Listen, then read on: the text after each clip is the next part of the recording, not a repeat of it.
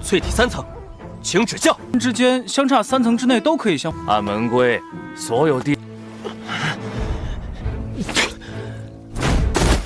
雷武天骄。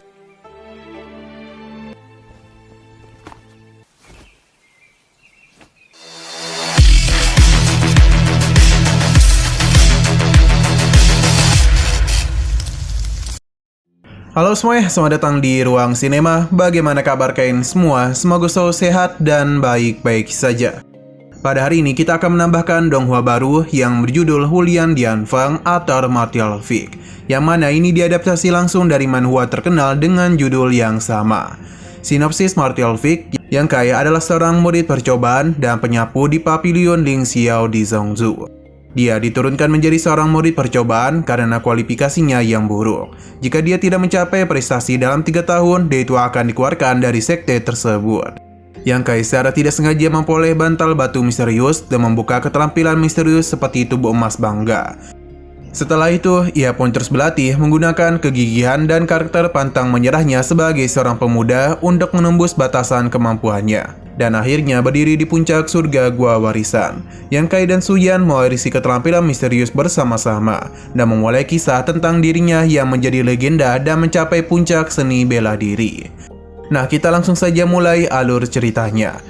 Kita diperlihatkan dalam pertarungan yang sedang terjadi. Mungkin itu adalah sebuah ujian yang mana ada seorang murid yang sejak tadi dimulainya pertarungan tidak pernah menang sekalipun. Alhasil ia hanya menjadi samsak tinju untuk lawan-lawannya saja. Pada akhirnya murid ini pun harus kalah tanpa mendapatkan satu kemenangan pun.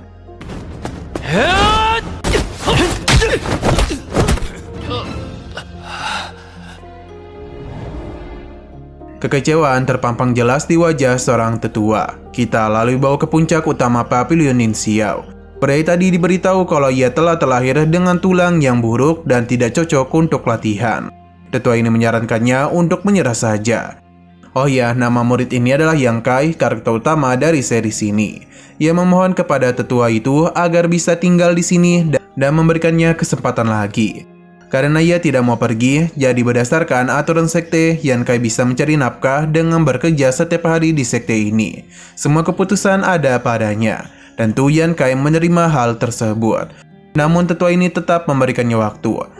Jika Yang Kai tidak dapat menerobos tubuh temper tingkat ketiga dalam waktu 3 tahun, maka Yang Kai akan dikeluarkan dari sekte dan tidak akan pernah memberikannya kesempatan lagi. Yang Kai paham dan akan memanfaatkan kesempatan itu dengan baik. Setelah dari sana, Yang Kai pun berhadapan dengan seorang murid sekelasnya, yang mana ia mulai memperkenalkan dirinya kepada pria tersebut yang bernama Zhao Dingzun. Untuk ranahnya sendiri berada di level body tempering tingkat 5, beberapa tingkat di atas Yang Kai.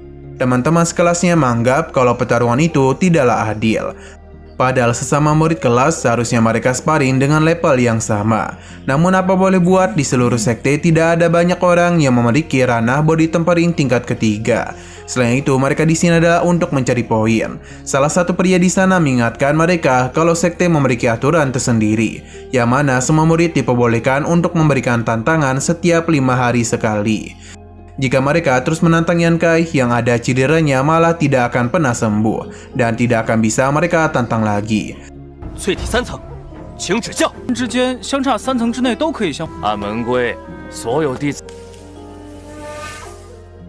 Yang Kai tengah mempersiapkan dirinya untuk bertarung dengan Zhao Dingzun. Dalam pertarungan ini terlihat jelas perbedaan kekuatan antara Yang Kai dan Zhao Dingzun.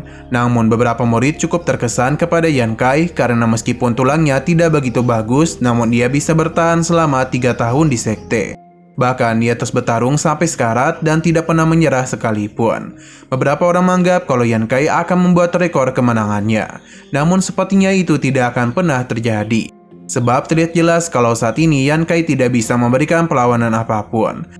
Nah, di sini ada seorang wanita yang terus menyaksikan pertarungan itu.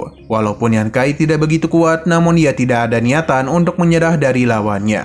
Ia terus-menerus memberikan perlawanan terbaik yang bisa ia lakukan. Namun apa daya, semua itu tidaklah cukup dan pada akhirnya Zhao Dingzun berhasil membanting Yang Kai dengan telak.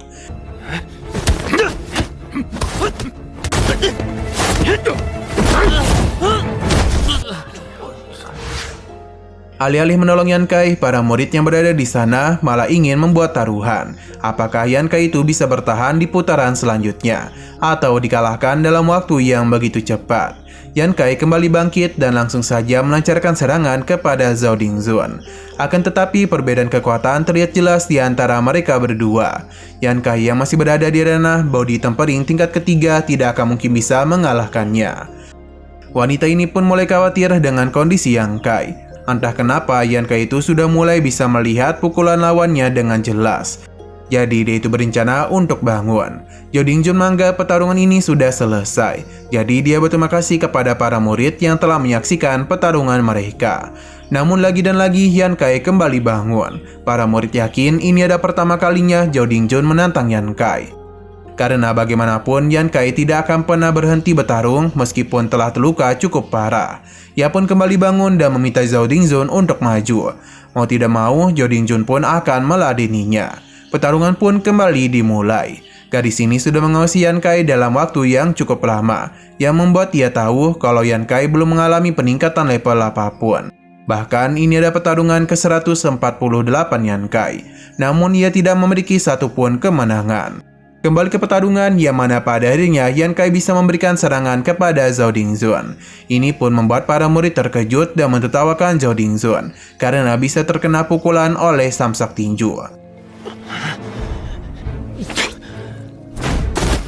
每5天就开了这第148场。我去，周鼎钧！ Pertarungan pun kembali dilanjutkan, yang mana sepertinya Zhao Dingzun sudah tidak mau bermain-main lagi. Ia pun terus-menerus melakukan serangan yang tidak bisa dihindari oleh Yan Kai. Bahkan pada akhirnya ia pun berhasil menangkap Yan Kai. Ia memintanya untuk segera menyerah saja daripada membuang waktunya. Namun Yan Kai tidak menjawab, yang membuat Zhao Dingzun akan meladeni pertarungan ini sampai Yan Kai benar-benar babak belur dibuatnya.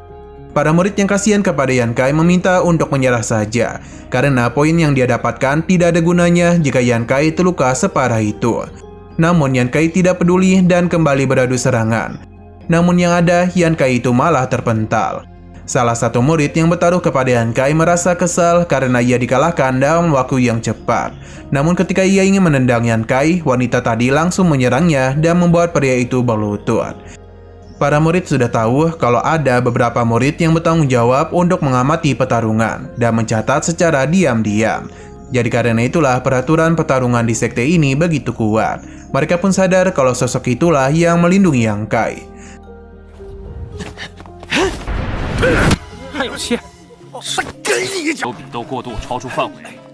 Setelah para murid pergi dari sana, wanita ini pun mulai turun untuk mendatangi Yan Kai. Tidak itu saja, wanita ini pun mulai menyeret Yan Kai untuk membawanya ke tempat yang aman. Ia sungguh tidak menduga betapa keras kepalanya Yan Kai itu. Jika bukan karena batu yang ia lempar tadi, maka mungkin Yan Kai akan ditendang sampai meninggoy.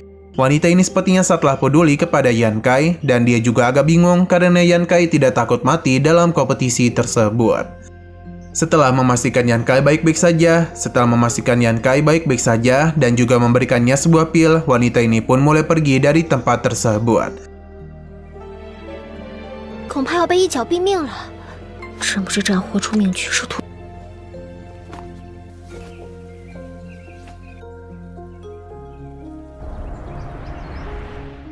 Sesaat kemudian, Yan Kai pun akhirnya terbangun juga dari pingsannya, yang mana hari sudah mulai gelap. Yan Kai benar-benar kecewa pada dirinya sendiri, karena tidak bisa berkembang, dan mungkin pertarungannya kali ini sedikit lebih buruk daripada sebelumnya.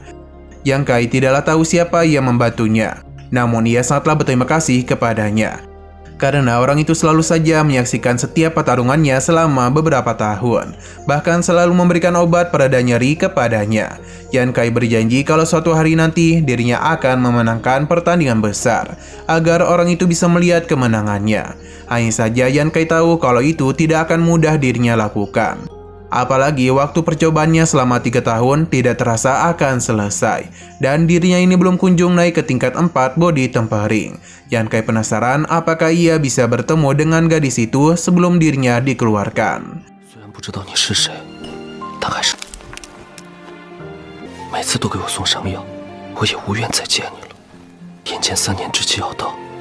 Oke, sekian dulu pada video kali ini. Untuk video selanjutnya akan segera hadir.